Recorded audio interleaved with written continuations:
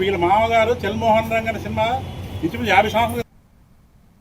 మెదక్ జిల్లా రామాయంపేట మండలం కోమటిపల్లి ధాన్యం కొనుగోలు కేంద్రం వద్ద రైతులు ఆందోళన చేపట్టారు.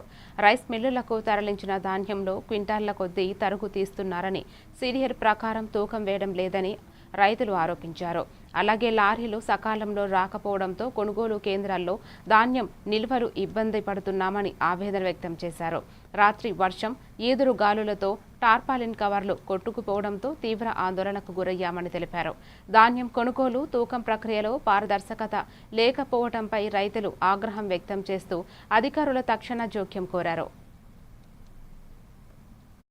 ఎన్నోసార్లు అధికారులకు కూడా తెలియడం జరిగి గురవుతా ఉన్నారు.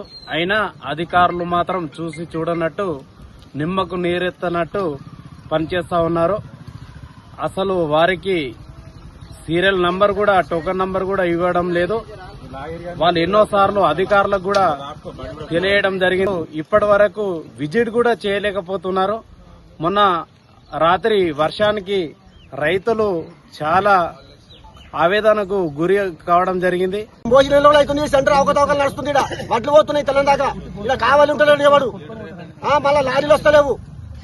మళ్ళా లంచాలు తీసుకుంటా మొత్తము బగసీరలు నింపుతాడు. వచ్చిన లారీ కూడా బగసీరలు నింపుతాడు. రోజులు ఆపితే చాట్ వస్తుంది కూడా రైతుకే ఇస్తారు. వాళ్ళు 2 క్వింటాలు 3 క్వింటాలు 4 క్వింటాలు కొట్టేస్తారు. ఇప్పుడు ఒకసారి చూడండి మీరు, ఒక 5-6 లోళ్లకు టాపర్లు కప్పిన్నాయి సంచులు.